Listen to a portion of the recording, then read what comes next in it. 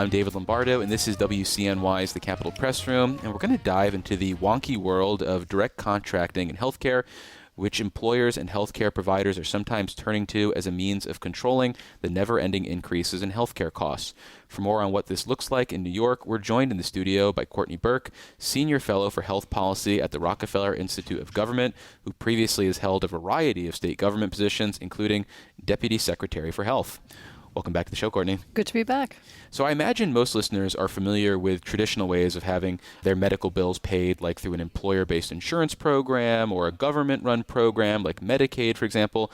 But direct contracting seems to cut out some of the middlemen involved in traditional health insurance and therefore may be seen as a potential cost saver. Can you explain how this actually works in practice, including who are the types of entities for whom this is a reasonable option? Sure. Well, most people know healthcare through their employer. The large majority of people, that's how they receive their healthcare, and they typically work with their human resources department to learn about what the options are for them to receive that healthcare, and it's typically from an insurance company. And so they're given a choice of which insurance company and which type of plan would they like to receive. Direct contracting is something that has existed for at least a decade, and it's been a way to provide services that are sometimes adjacent to that employer plan that you have. So it might be for specific types of benefits like dental care, for example.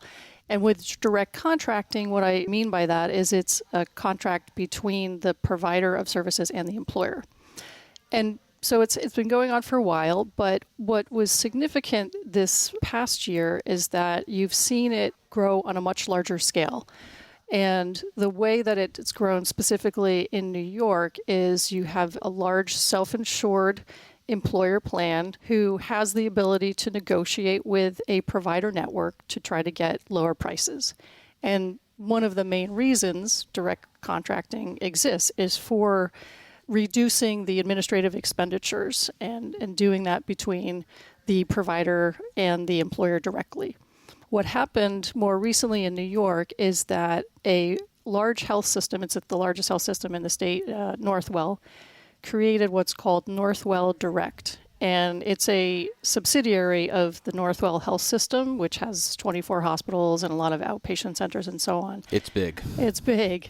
And it was a union known as 32BJ SEIU, which is a lot of the building workers in New York City, was looking for ways to reduce their healthcare costs for employees.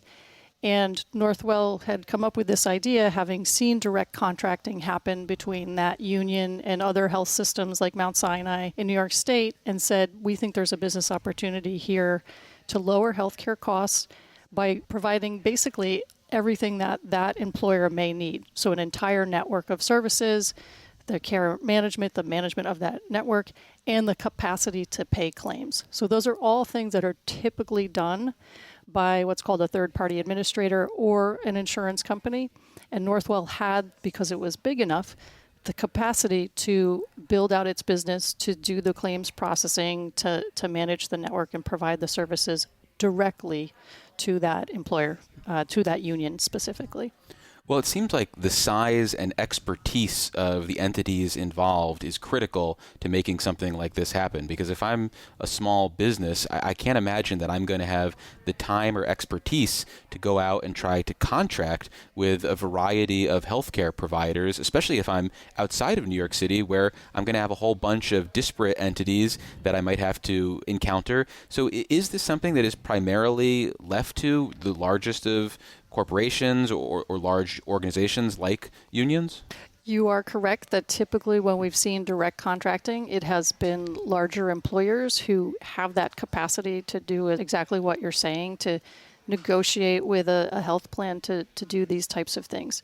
So right now, you're not seeing many small employers do this. It's typically large, self-insured employers who are reaching out to health plans to see if they can create a similar type of direct contracting arrangement. Do the direct contracting arrangements have to meet any basic standards, the way we think of with the insurance plans having to cover certain things, for example? Well, in this instance, that was basically a contract negotiation between the union and Northwell. They said, these are the services we want to make sure our union members are able to access. They also built other things into that contract about how much costs could rise, so they'd have some predictability for their union membership. And then what were the services that were going to be covered, so that they negotiated all of that directly. And that's why I think you have to have it, why it's typically been larger employers, because you have to have that sophistication and ability to negotiate that with the health plan.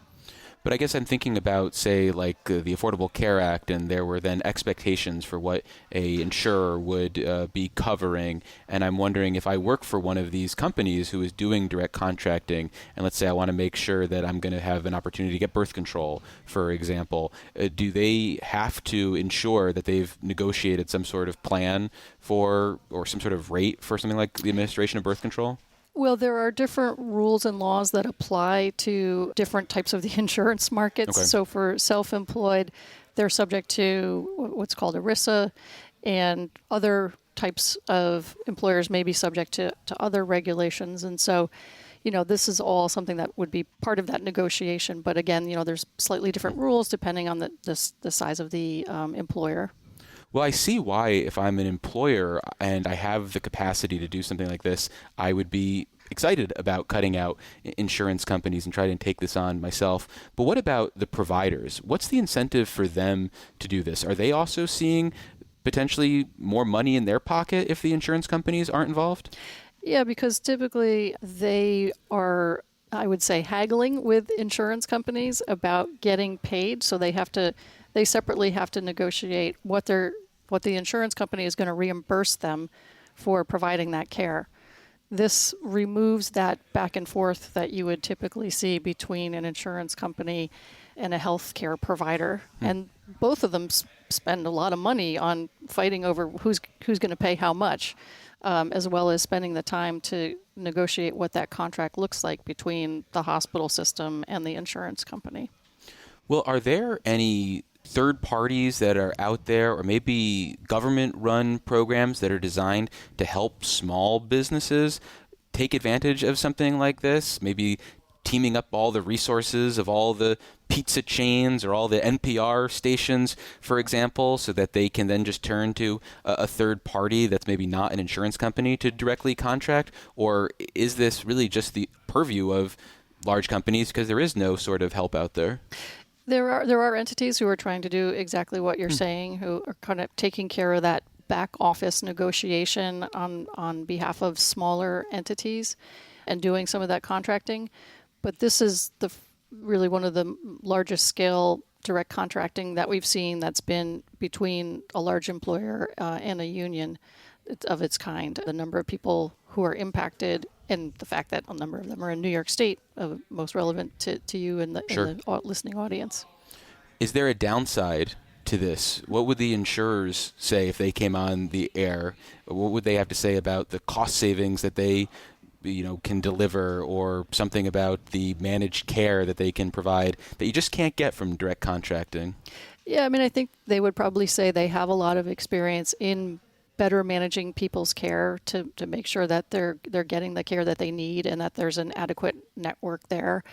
I think that they would wonder what is the impact in the fact that it's typically only very large self-insured employers who can do this. So what about the rest? And is this segmenting the market and therefore segmenting the insurance risk in the market? I don't think we know the answers to that yet, because a lot of this is fairly new. And when direct contracting has been done in the past, it's been on a much smaller scale. So you wouldn't be segmenting the market and the risk as much as you might with a much larger scale arrangement like the one that we're seeing now.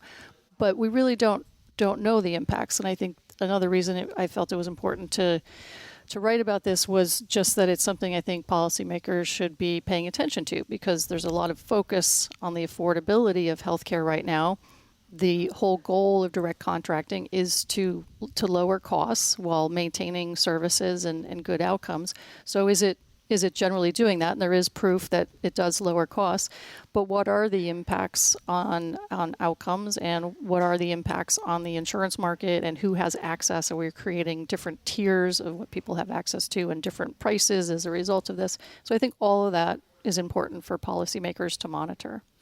Well, thinking about state policymakers, is there anything about the current landscape as you look at it, or the stakeholders that are involved, that makes you think direct contracting is going to be more heavily utilized in the future, or is this going to likely continue just to be a niche way of paying for healthcare services? Well, you've seen a lot of consolidation in healthcare generally, both in terms of insurance companies getting larger and larger and health systems getting larger and larger. So I think with that trend, you may see more of this happening.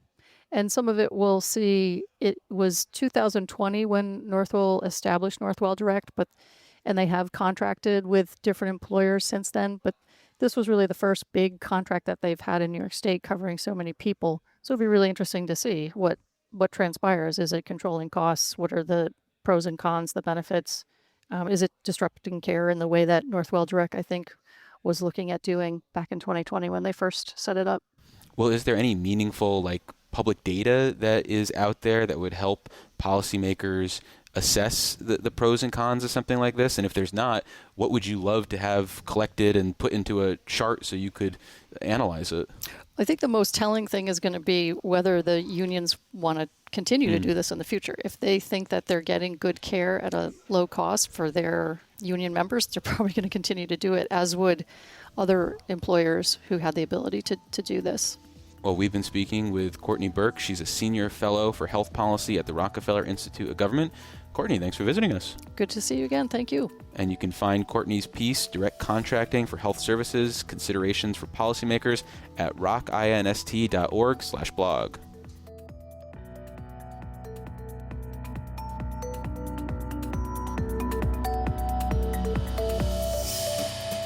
For 50 years, New York's Weatherization Assistance Program has kept families safe and lowered energy bills. Now Albany plans a 60% cut. The New York State Weatherization Directors Association is working to restore 10% of HEAP funding for weatherization designed to save energy, reduce cost, and protect New Yorkers.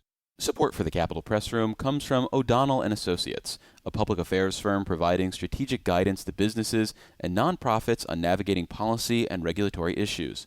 More information is available at o'donnellsolutions.com.